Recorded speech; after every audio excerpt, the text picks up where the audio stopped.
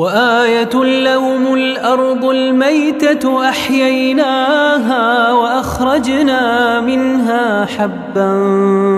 فمنه يأكلون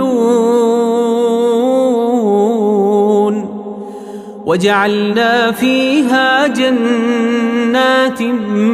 من نخيل وأعناب